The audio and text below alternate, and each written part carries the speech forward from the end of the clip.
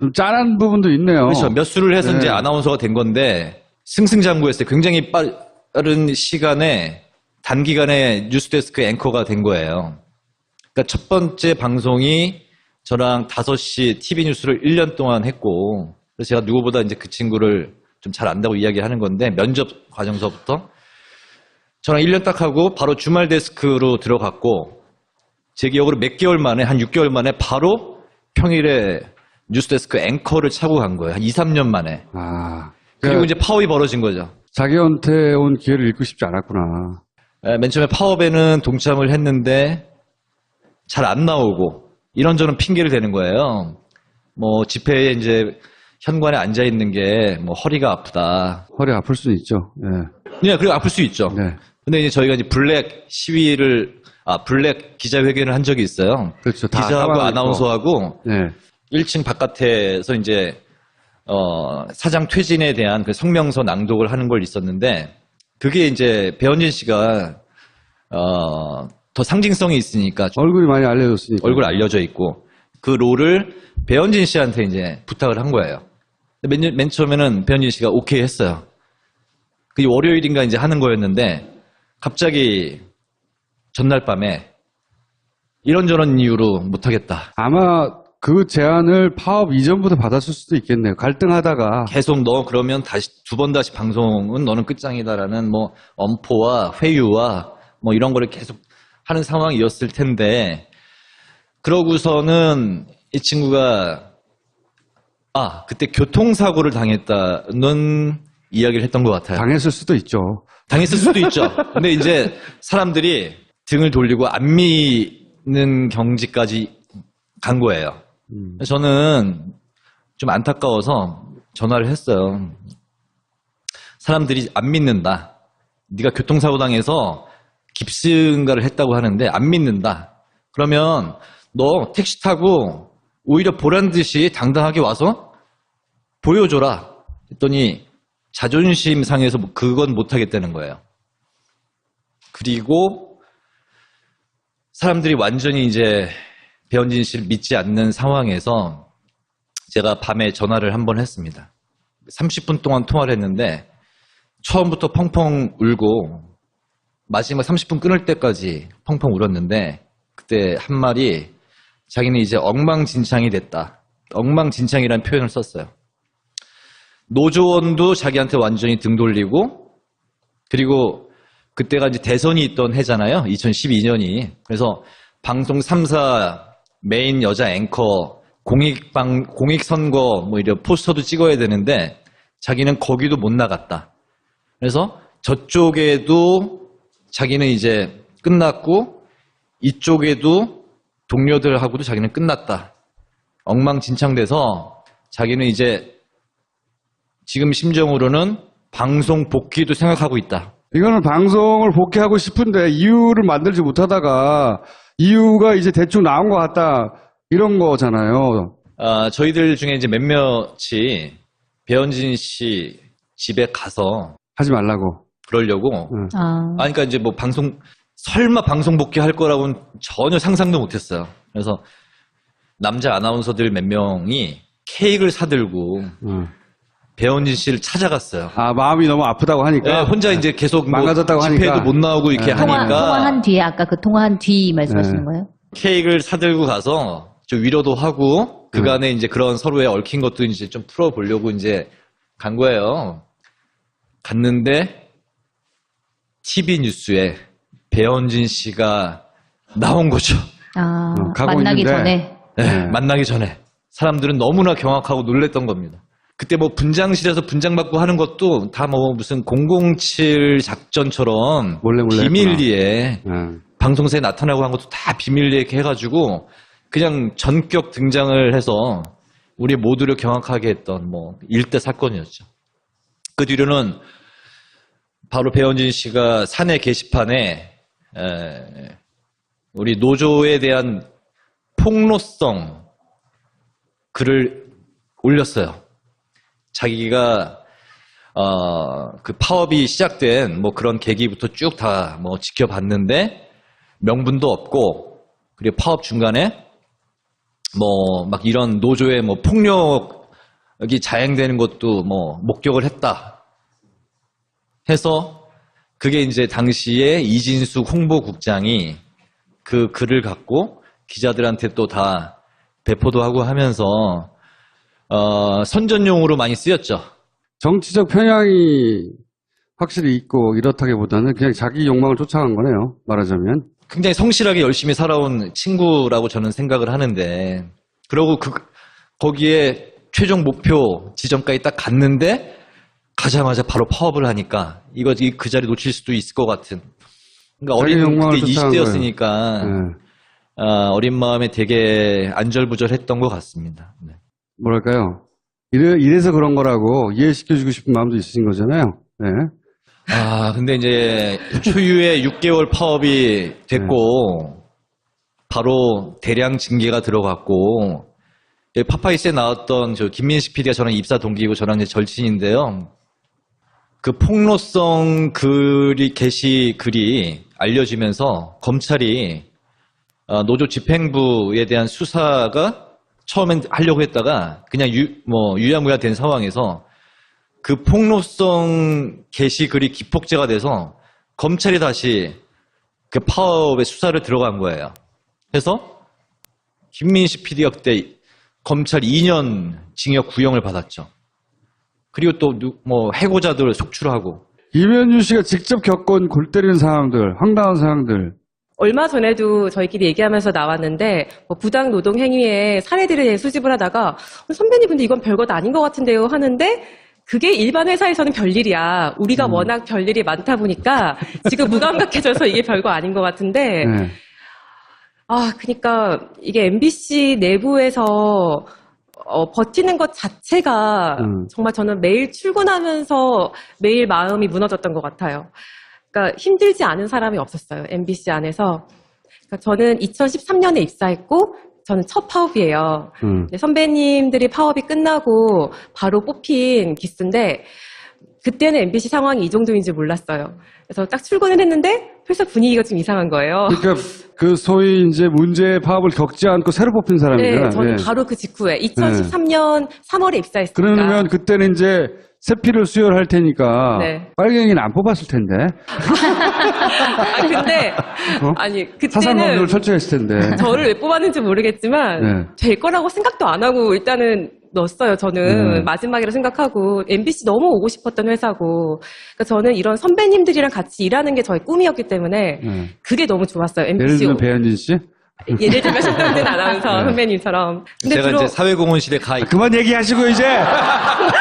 아니 이면주 씨 좀 도와주려고 상황 안 설명. 봐줘도 혼자 잘하고 있는데. 사실은 이제 사회공헌실에 가 있던 중에 뽑은 거예요. 처음에는 달갑지 않으셨겠네. 정말 너무 가슴 설레며 왔는데 인사도 잘 안 받으시는 거예요. 처음에. 그래서 너무 저 상처를 받았죠. 왜냐면 이제 사측이 마음대로 뽑았다 이렇게 생각을 그렇죠. 했어요. 네, 이제 3개월의 수습 기간이 있어요. 이제 이제 딱 저희 교육 방이 있는데 들어갔는데 뉴스 속보가 떴는데 손석희 아나운서가 JTBC로 갔다는 거예요. 저는 이제 거기서 이거 문제가 MBC가 지금 좀 이제 인재가 그렇죠. 유출됐다. MBC를 상징하는 이탈했구나. 아나운서인데. 제가 거기 있다고 왔거든요. 배를 잘못 갈아탔어. 저는 종편이라고 욕먹었어요, 그때는. 그때는 그랬죠, 처음에. 무조건 욕먹었어요, 종편이라고. 거기 그냥 있었어야 되는 건데 운명이 바뀌었잖아. 그렇죠. 있었으면은 이제 그 뉴스룸에서 같이 메인 앵커 하고. 근데 그래서 뭔가 이거 좀 이상한데? 싶었는데 어쨌든 그 이후로는 이제 상황을 알게 되면서 근데 저는 이 파업을 제가 좀 경험하고 나니까 그때 170일 파업이 얼마나 힘들었을지 상상도 안 되고 사실 지금은 되게 긍정적인 결과를 바라보고 하는 거거든요. 근데 그때는 어떤 것도 보장할 수 없던 상황이었고 그렇죠. 지금 한 달도 이렇게 좀 체력적으로도 힘들고 이런데 6달을 거의 그렇게 했다는 거는 제가 상상할 수 없는 그때 이제 힘듦이었다는 생각이 처절했어요. 들어요. 그 파업은. 그러니까 사측의 그 의도는 이거였던 것 같아요. 가장 위에 선배들부터 한 명 한 명 밀어내고. 부당 전보하면서 그 다리를 끄는 거죠. 가장 위에 국장급, 부장급만 남고 아래 기수, 최근 기수 친구들만 남고 이러면 중간에 이어질 수 있는 선배가 없는 거예요. 그러니까 우리가 어떤 의견을 하고 내고 행동을 하고 싶어도 이걸 어디에 조언을 구해야 될지 모르겠고 약간 이런 소통이 없는 아나운서국이 됐거든요. 그래서 한 최근 1, 2년은 정말 방에 침묵만 흘렀고 소통이 없었고 방송을 하는 것도 즐겁지가 않았고 최종 목표 지점까지 딱 갔는데 가자마자 바로 파업을 하니까 이거 그 자리 놓칠 수도 있을 것 같은. 그러니까 자기 어린 욕망을 그때 쫓아간 20대였으니까 네. 어린 마음에 되게 안절부절했던 것 같습니다. 네. 뭐랄까요. 이래서 그런 거라고 이해시켜주고 싶은 마음도 있으신 거잖아요. 네. 근데 이제 초유의 6개월 파업이 됐고 바로 대량 징계가 들어갔고 파파이스에 나왔던 저 김민식 PD가 저랑 입사 동기이고 저랑 이제 절친인데요. 그 폭로성 게시글이 알려지면서 검찰이 노조 집행부에 대한 수사가 처음엔 하려고 했다가 그냥 유야무야 된 상황에서 그 폭로성 게시글이 기폭제가 돼서 검찰이 다시 그 파업의 수사를 들어간 거예요. 그래서 김민식 PD가 그때 검찰 2년 징역 구형을 받았죠. 그리고 또 해고자들 속출하고. 이면주 씨가 직접 겪은 골 때리는 상황들, 황당한 상황들. 얼마 전에도 저희끼리 얘기하면서 나왔는데 부당 노동 행위의 사례들에 대해 수집을 하다가 선배님 근데 이건 별것 아닌 것 같은데요 하는데 그게 일반 회사에서는 별일이야. 우리가 워낙 별일이 많다 보니까 지금 무감각해져서 이게 별거 아닌 것 같은데 네. 그러니까 이게 MBC 내부에서 버티는 것 자체가 정말 저는 매일 출근하면서 매일 마음이 무너졌던 것 같아요. 그러니까 힘들지 않은 사람이 없었어요. MBC 안에서. 그러니까 저는 2013년에 입사했고 저는 첫 파업이에요.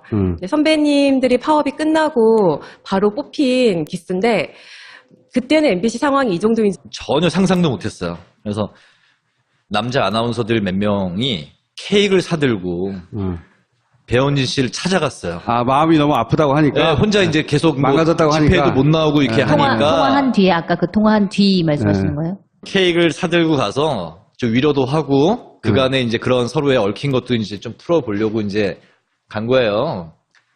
갔는데 TV 뉴스에 배현진 씨가 나온 거죠. 가고 만나기 있는데. 전에. 네, 만나기 전에. 사람들은 너무나 경악하고 놀랬던 겁니다. 그때 분장실에서 분장받고 하는 것도 다 무슨 007 작전처럼 몰래 비밀리에 방송사에 나타나고 한 것도 다 비밀리에 이렇게 해가지고 그냥 전격 등장을 해서 우리 모두를 경악하게 했던 일대 사건이었죠.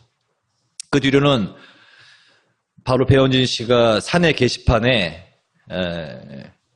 우리 노조에 대한 폭로성 글을 올렸어요. 자기가 그 파업이 시작된 그런 계기부터 쭉 다 지켜봤는데 명분도 없고 그리고 파업 중간에 막 이런 노조의 폭력이 자행되는 것도 목격을 했다 해서 그게 이제 당시에 이진숙 홍보국장이 그 글을 갖고 기자들한테 또 다 배포도 하고 하면서 선전용으로 많이 쓰였죠. 정치적 편향이 확실히 있고 이렇다기보다는 그냥 자기 욕망을 쫓아간 거네요. 말하자면. 굉장히 성실하게 열심히 살아온 친구라고 저는 생각을 하는데 그러고 거기에 좀 짠한 부분도 있네요. 그렇죠. 몇 수를 해서 네. 이제 아나운서가 된 건데 승승장구했어요. 굉장히 빠른 시간에 단기간에 뉴스데스크 앵커가 된 거예요. 그러니까 첫 번째 방송이 저랑 5시 TV 뉴스를 1년 동안 했고 그래서 제가 누구보다 이제 그 친구를 좀 잘 안다고 이야기하는 건데 면접 과정서부터 저랑 1년 딱 하고 바로 주말 데스크로 들어갔고 제 기억으로 몇 개월 만에 한 6개월 만에 바로 평일에 뉴스데스크 앵커를 차고 간 거예요. 한 2, 3년 만에. 그리고 이제 파업이 벌어진 거죠. 자기한테 온 기회를 잃고 싶지 않았구나. 맨 처음에 파업에는 동참을 했는데 잘 안 나오고 이런저런 핑계를 대는 거예요. 집회에 이제 현관에 앉아 있는 게 뭐 허리가 아프다. 허리 아플 수는 있죠. 예. 네, 그리고 아플 수 있죠. 네. 근데 이제 저희가 이제 블랙 기자회견을 한 적이 있어요. 그렇죠. 다 기자하고 상황이 아나운서하고 네. 1층 바깥에서 이제 사장 퇴진에 대한 그 성명서 낭독을 하는 걸 있었는데 그게 이제 배현진 씨가 더 상징성이 있으니까 얼굴이 많이 알려졌으니까. 얼굴 알려져 있고 그 롤을 배현진 씨한테 이제 부탁을 한 거예요. 맨 처음에는 배현진 씨가 오케이 했어요. 그게 월요일인가 이제 하는 거였는데 갑자기 전날 밤에 이런저런 이유로 못하겠다. 아마 그 제안을 파업 이전부터 받았을 수도 있겠네요. 갈등하다가. 계속 너 그러면 두 번 다시 방송은 너는 끝장이다라는 뭐 엄포와 회유와 뭐 이런 거를 계속 하는 상황이었을 텐데 그러고서는 이 친구가 그때 교통사고를 당했다는 이야기를 했던 것 같아요. 당했을 수도 있죠. 당했을 수도 있죠. 근데 이제 사람들이 등을 돌리고 안 믿는 경지까지 간 거예요. 저는 좀 안타까워서 전화를 했어요. 사람들이 안 믿는다. 네가 교통사고 당해서 깁스인가를 했다고 하는데 안 믿는다. 그러면 너 택시 타고 오히려 보란 듯이 당당하게 와서 보여줘라. 했더니 자존심 상해서 그건 못하겠다는 거예요. 그리고 사람들이 완전히 이제 배현진 씨를 믿지 않는 상황에서 제가 밤에 전화를 한 번 했습니다. 30분 동안 통화를 했는데 처음부터 펑펑 울고 마지막 30분 끊을 때까지 펑펑 울었는데 그때 한 말이 자기는 이제 엉망진창이 됐다. 엉망진창이라는 표현을 썼어요. 노조원도 자기한테 완전히 등 돌리고 그리고 그때가 이제 대선이 있던 해잖아요. 2012년이. 그래서 방송 3사 메인 여자 앵커 공익선거 뭐 이런 포스터도 찍어야 되는데 자기는 거기도 못 나갔다. 그래서 저쪽에도 자기는 이제 끝났고 이쪽에도 동료들하고도 자기는 끝났다. 엉망진창돼서 자기는 이제 지금 심정으로는 방송 복귀도 생각하고 있다. 이거는 방송을 복귀하고 싶은데 이유를 만들지 못하다가 이유가 이제 대충 나온 것 같다. 이런 거잖아요. 저희들 중에 이제 몇몇이 배현진 씨 집에 가서 하지 말라고. 그러려고. 아, 그러니까 이제 뭐 설마 방송 복귀할 거라고는 이제 몰랐어요. 그래서 딱 출근을 했는데 회사 분위기가 좀 이상한 거예요. 그러니까 그 소위 이제 문제 파업을 겪지 않고 새로 뽑힌 사람이잖아요. 네, 저는 바로 그 직후에 2013년 3월에 입사했으니까. 그러면 그때는 이제 새 피를 수혈할 테니까 네. 빨갱이는 안 뽑았을 텐데. 근데 사상 검증을 그때는 철저히 했을 텐데. 저를 왜 뽑았는지 모르겠지만 네. 될 거라고 생각도 안 하고 일단은 넣었어요. 저는 마지막이라 생각하고 MBC 너무 오고 싶었던 회사고 그러니까 저는 이런 선배님들이랑 같이 일하는 게 저의 꿈이었기 때문에 그게 너무 좋았어요. 예를 MBC 들면 배현진 씨? 예를 들면 신동진 아나운서 선배님처럼. 근데 제가 이제 사회공헌실에 가 그만 얘기하시고 이제 아니 이면주 씨 좀 도와주려고 네. 상황 안 설명 봐줘서 혼자 잘하고 있는데. 사실은 이제 사회공헌실에 가 있던 중에 뽑은 거예요. 처음에는 달갑지 않으셨겠네. 정말 너무 가슴 설레며 왔는데 인사도 잘 안 받으시는 거예요. 처음에. 그래서 너무 저 상처를 받았죠. 왜냐면 이제 사측이 마음대로 뽑았다 이렇게 생각했어요. 그렇죠. 네, 이제 3개월의 수습 기간이 있어요. 근데 수습 이제 딱 저희 교육 방이 있는데 들어갔는데 뉴스 속보가 떴는데 손석희 아나운서가 JTBC로 갔다는 거예요. 저는 이제 거기서 이거 문제가 MBC가 지금 좀 이제 인재가 그렇죠. 유출될까 MBC를 상징하는 이탈했구나. 아나운서인데. 예. 제가 거기 있다고 왔거든요. 배를 잘못 갈아탔어. 저는 종편이라고 욕 먹었어요 그때는. 그때는 그랬죠, 처음에. 무조건 욕 먹었어요 종편이라고. 거기 그냥 있었어야 되는 건데 운명이 바뀌었잖아. 아니, 그렇죠. 있었으면은 이제 그 뉴스룸에서 같이 아니. 하고. 근데 그래서 뭔가 이거 좀 이상한데 싶었는데 어쨌든 그 이후로는 이제 상황을 알게 되면서